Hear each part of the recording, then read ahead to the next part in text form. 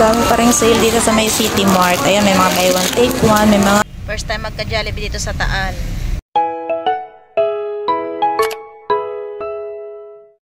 Ayan, hello guys and good morning and welcome back again sa ating YouTube channel. And for today's video, marami na naman pala tayong mga lakad today. Kaya yan, maaga na naman tayong gumayak at nagpe-prepare lang tayo. Nga, naglagay lang tayo ng sunscreen at ang gamit nating foundation ay yung Sassy Lady na na-review ko nung nakaraan. Ganda nga pala yun guys dahil waterproof siya. Kahit na pagpawisan ka, hindi siya gaanong natatanggal sa ating mukha kahit na oily.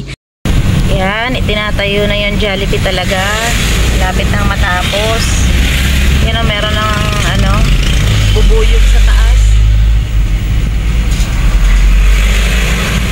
October 15 daw ang open yan.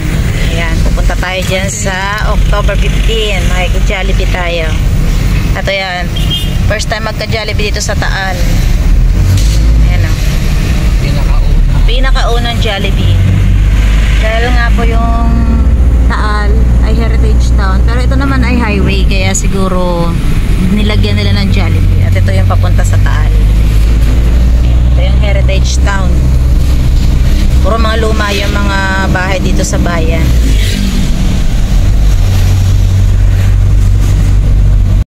Ako ngayon ulit sa munisipyo ng Taal. Ito yung munisipyo yung nasa likod natin. Ayan. At may mga nilakad na naman pala tayong papeles. Ayan, ito pala yung yan, yung simbahan ng Taal. Ayan. At ngayon medyo makulimlim dahil nga may bagyo pala. Ayan. Ayan, tingnan nyo naman yung mga bahay dito. Ayan, sa tabi ng munisipyo, mga bago yan. Ay, mga luma. Ayan. Ayan. Pupunta na ako sa parking pala. Ayan, nakakita nga pala ako dito ng tissue holder. Yung medyo maliit is 119 lang. Ayan. Ito pala yung hinahanap ko. Yung medyo pakahoy yung takip. Ayan. Dito pala yan. Kami sa may SM. Dito yung bilihan yan. Nakakita nga ako. Ito ay kukuhanin ko na. Tapos may hinahanap lang ako ibang mga items dito. Dami palang mga basahan dito. Yan ang gaganda. Isang peraso. 249. Ang mahal naman. Ayan. Ang mga pang-hook. Ito. Ito. Ayan o. Pang-hook. Didikit mo lang siya. Ayan. Ang cute na. Team kahoy. Ayan. Tapos dito may organizer. Ayan, ito pwede ako dito. Organizer, 199. Ganda oh. Organizer. Pwede nakahang. Ito. Problema, pag nakaganyan, marami na namang malalagay na sisiksik kung ano-ano. Yan, ang ganda oh. Tapos yun. Yan. So, ito naman ay mga placemat. Konti na stocks ng placemat. Tingnan natin dito sa kabila ko kung meron.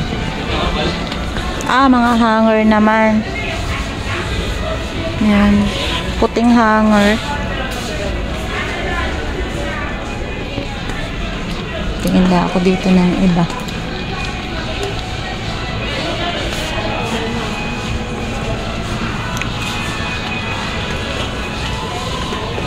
Cute na ito. Mga mugs. Lagyan ng sabon.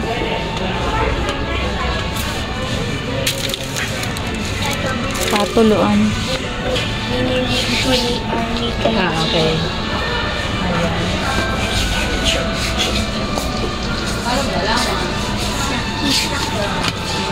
Ang cute na to. Ayan. Babasagin siya is 99 pesos.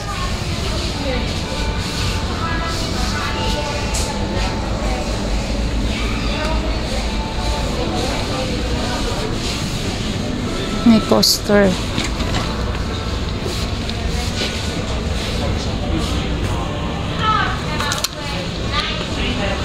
Uy, ang cute nito oh. Pang ano sa ihawan. Kahoy din.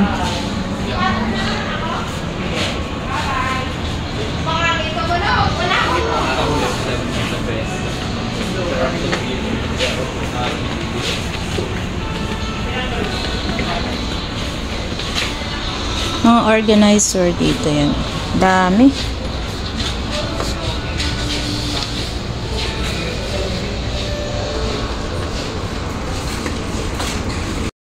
Tapos ng ating trabaho, mag-dine-in muna tayo dahil gutom na tayo. Kain tayo. Ayun, nakalak.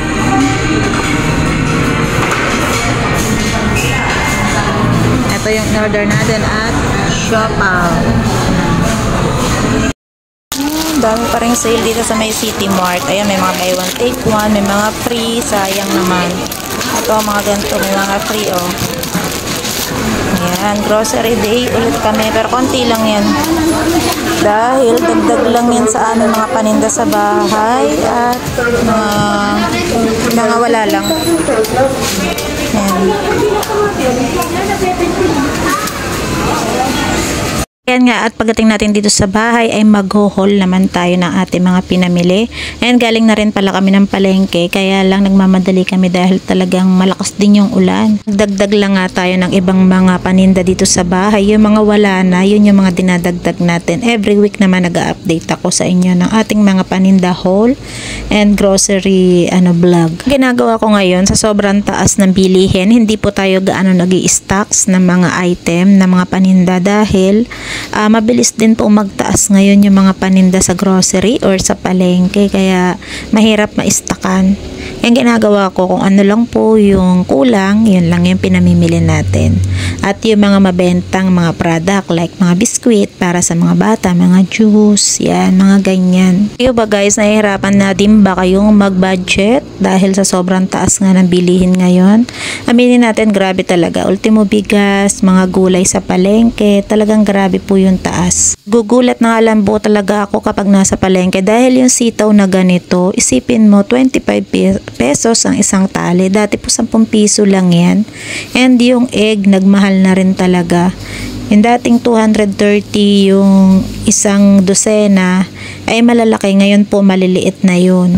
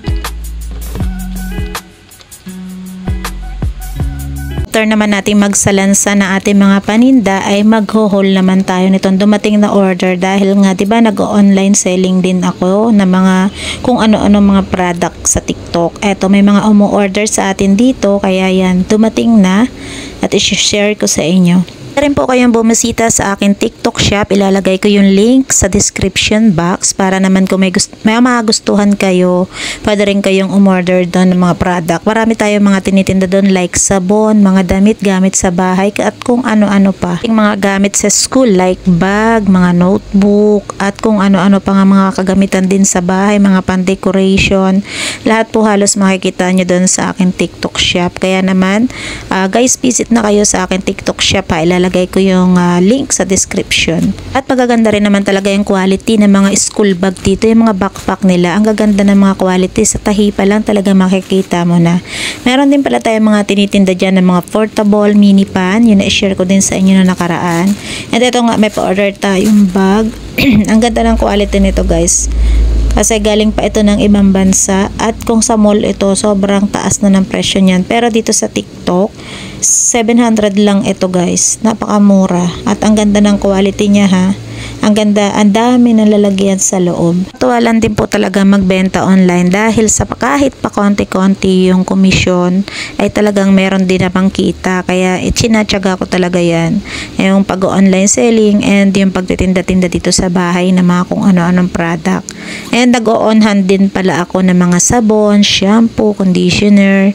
Ayan po yung mga ino-on hand ko, tissue, yan, dito sa bahay po. Kahit pa paano po, malaking tulong talaga yung mga komisyon na matatanggap mo galing sa ating pagtitinda. At talagang sa taas ng bilihin ngayon, talagang grabe. Kahit pa konti-konti talagang magandang tiyagain dahil alam nyo naman mahirap yung buhay ngayon.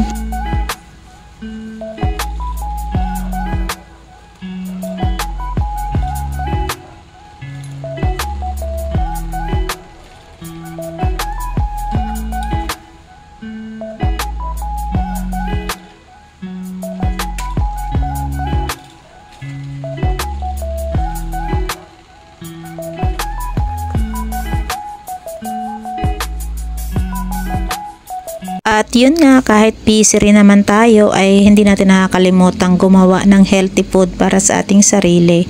At ito nga yung aking isi-share sa inyo, yung vegetable tuna salad. Ayan po, isa sa mga low carb na aking kinakain. At the same time, syempre nagda-diet din po tayo. Napakadali lang pong gawin. Hiwa-hiwain lang natin yung mga gulay like cucumber, tomato. Maglagay din tayo ng sibuyas kahit maliliit lang, paminta at asin. And mix-mix lang natin at ilagay na lang natin itong ating tuna salad. Pwede ito sa mga nagda-diet or balak talaga mag-diet dahil mabilis lang gawin at very affordable lang din naman mga mare. Kaya naman try na kayo niyang ganyang klase ng pagkain.